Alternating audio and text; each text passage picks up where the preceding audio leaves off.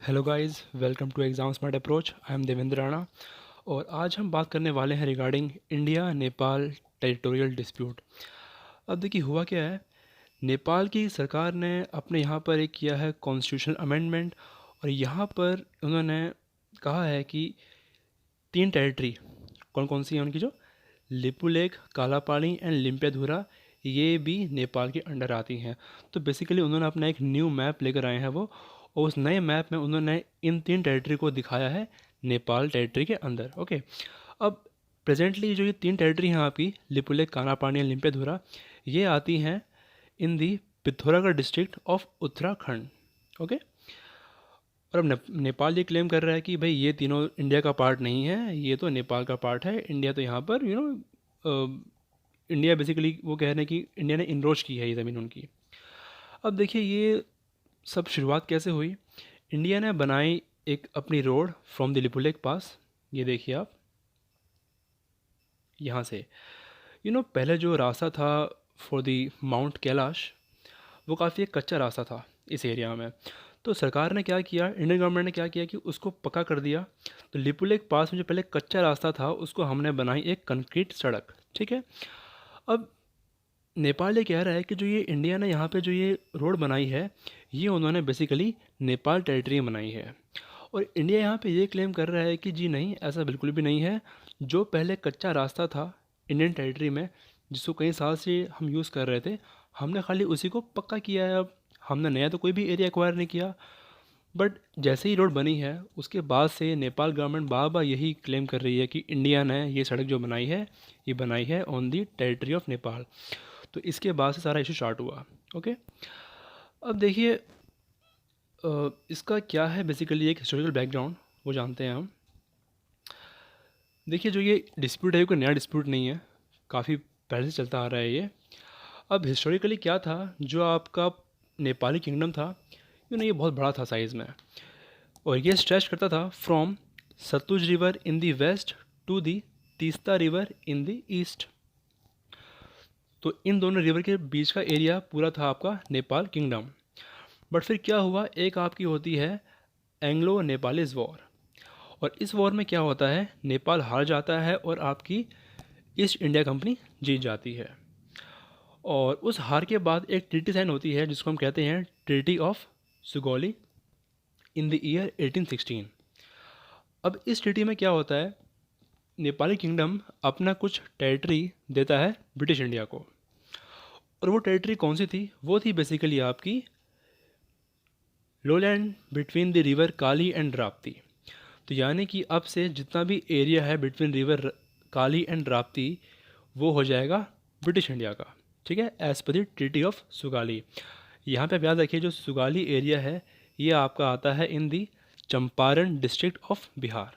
Okay, now अब देखिए इस ट्रीटी में एक और बात कही गई, वो ये थी कि जो आपकी काली रिवर है ना, suppose this is your Kali river, इसके जो वेस्ट का एरिया है ये होगा इंडिया का, और जो ईस्ट का एरिया है वो होगा नेपाल का। नेपाल का एरिया होगा आपका ये। This is your Kali river. तो वेस्ट में आपके आ रहा है इंडिया और ईस्ट में आपके आ रहा है नेपाल। अब दिक्कत क्या आ रही है कि हम जो एक काला पानी रिवर है इसका ओरिजिन पॉइंट पता नहीं लगा पा रहे हैं, और इसके ओरिजिन को लेके दोनों कंट्री का अपना अपना स्टैंड है, अपना अपना पर्सपेक्टिव है। तो जो ये डिफरेंस आ रहा है पर्सपेक्टिव में, इसी की वजह से ये आपका इशू क्रिएट हो रहा है। अब हम देखते हैं कि क्या है वो डिफरेंस पर्सपेक्टिव।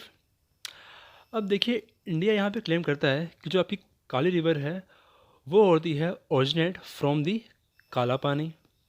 बट नेपाल कहता है कि जी नहीं, काला पानी से नहीं, ये आप भी करती है originate from the Limpiyadhura. Clear. और अगर ये मान लिया जाए कि ये लिम्पियाधुरा से करती है ओरिजिनेट, तो फिर इंडिया को अपनी 400 स्क्वायर किलोमीटर टेरिटरी को गंवाना पड़ सकता है। ठीक है, क्योंकि हम तो क्या क्लेम कर रहे हैं, हम क्लेम कर रहे हैं कि जी वो तो क्लेम वो हो रही है आपकी ओरिजिनेट फ्रॉम द काला पानी एरिया। ओके, अब देखिए किसी भी रिवर का पॉइंट ऑफ ओरिजिन पता लगाना एक बहुत ज़्यादा मुश्किल काम होता है, बिकॉज हिमालयन रिवर्स हैं, वेरियस स्ट्रीम्स इनमें आके मिल रही हैं, अलग हो रही हैं। तो किसी भी रिवर का एग्जैक्ट पॉइंट लगाना कि हाँ जी ये पॉइंट है जहाँ से ये स्टार्ट हो रही है, it's near to impossible.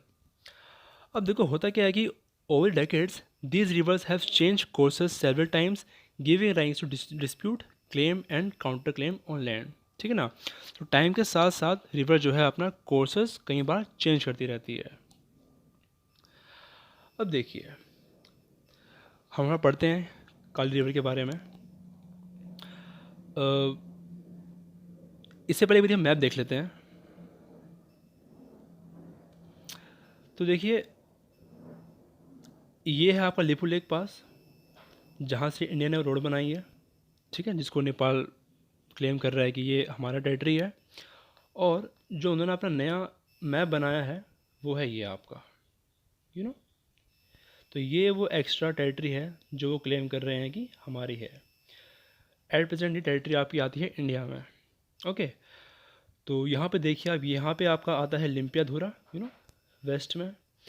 Then centre में आपका आता है काला पानी और ईस्ट में आपका आता है लिपू लेक पास. देखो, आपको एग्ज़ाम में आ सकता है कि इनको आप अरेंज करिए फ्रॉम ईस्ट टू वेस्ट या फिर वेस्ट टू ईस्ट. तो याद रखिएगा, वेस्ट में आपका आ रहा है लिम्पियाधुरा और ईस्ट में आ रहा है आपका लिपू लेक पास और इन दोनों के बीच में आपका आता है काला पानी. नाउ अब देखिए, जो आपकी काली रिवर है इसको हम महाकाली भी बोलते हैं, यू नो. इसमें आप कन्फ्यूज मत होना, दोनों एक ही रिवर के नाम है ये, काली या महाकाली ना. Kali river is formed by the union of two head water. तो काली रिवर खुद से नहीं बनती है, ये बनती है आपके जब दो हेड वाटर यानी कि दो धाराएं आपस में जब कंबाइन होती हैं. क्लियर? तो दो वाटर स्ट्रीम हैं आपकी, जब वो कंबाइन होती हैं तो वो मिलके बनाती हैं आपकी काली रिवर. अब ये दो आपकी कौन सी हैं? एक तो है Kala Pani river which originate below the Lipu Lekh pass, and one is Kuthiyankti river which rises below the Limpiyadhura range. तो आप समझ रहे हैं यहाँ पे इशू क्या आ रहा है. देखिए, ट्रीटी में क्या कहा गया था कि काली रिवर ये रहा आपकी. ठीक है, इसके जो वेस्ट का एरिया है वो होगा इंडिया का, ईस्ट का एरिया होगा नेपाल का. अब काली रिवर ओरिजिनेट कहाँ से हो रही है, इसको लेके दोनों की अलग अलग पर्सपेक्टिव हैं. ठीक है ना. अब इसके क्या है, दो स्ट्रीम आपकी आ रही हैं इसके पीछे से. एक कौन सी आ रही है आपकी, काला पानी रिवर. एक आपकी आ रही है कुथी रिवर. तो यू कैन इमेजिन कि काली रिवर का ओरिजिन पॉइंट पता लगाना कितना ज़्यादा मुश्किल है, यू नो. तो ये है बेसिकली जो कॉज है जिसकी वजह से भी डिस्प्यूट चल रहा है. Okay, now Kali river is refers to as Kaligarh और Kali Ganga in the Uttarakhand where it separate Nepal western border with India. Clear? तो बेसिकली काली रिवर जो है आपके नेपाल का वेस्टर्न बॉर्डर है उसको करती है अलग with the India state of Uttarakhand. Now अब इस रिवर का एंड कहाँ पर होता है? तो देखिए, नेपाल उत्तराखंड के बॉर्डर से ये रिवर आपकी एंटर करती है इन दी उत्तर प्रदेश और यहाँ पे ये फ्लो करती है इन साउथ ईस्ट डायरेक्शन और ज्वाइन करती है घाघरा रिवर को. क्लियर? तो रिमेंबर कि Kali river is the tributary of Ghaghara river which is further a tributary of Ganga river. तो यानी कि काली रिवर आकर मिलती है घाघरा नदी में और जो आपकी घाघरा रिवर है वो जाकर मिलती है गंगा रिवर में. Clear? Now there is some additional information. अब देखिए, ऐसा नहीं है कि सिर्फ काला पानी का एरिया ही एक डिस्प्यूट टेरिटरी है बिटवीन इंडिया नेपाल. एक और एरिया आता है जिसे हम कहते हैं सुस्ता रीजन.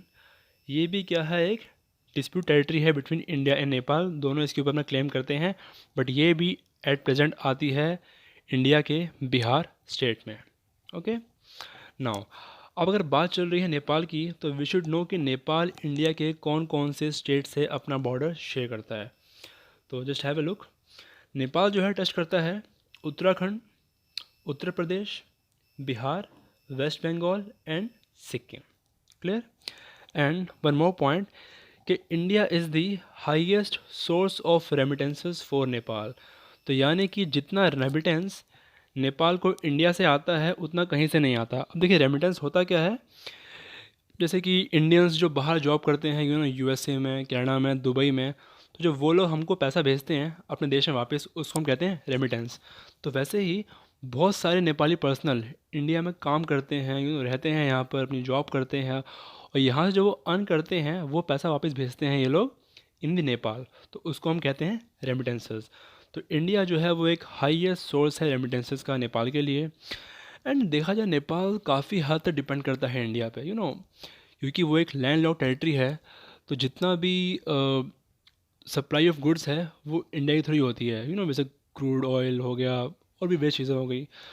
तो इतनी डिपेंडेंस के बावजूद भी अगर नेपाल हमको इस तरह ट्रीट कर रहा है, तो हमको अपनी फॉरेन पॉलिसी में काफ़ी चेंज लाना पड़ेगा।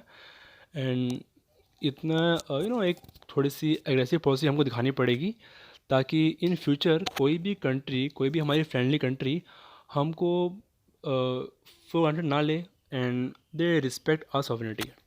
तो आई होप यहाँ पे आपको डिस्प्यूट का रीज़न क्या है वो क्लियर हो गया होगा। बेसिकली काली रिवर का जो ओरिजिन पॉइंट है उसकी वजह से ये इशू हो रहा है। एंड आई होप आपने यहाँ पे कुछ नया चीज़ सीखा होगा। So thank you.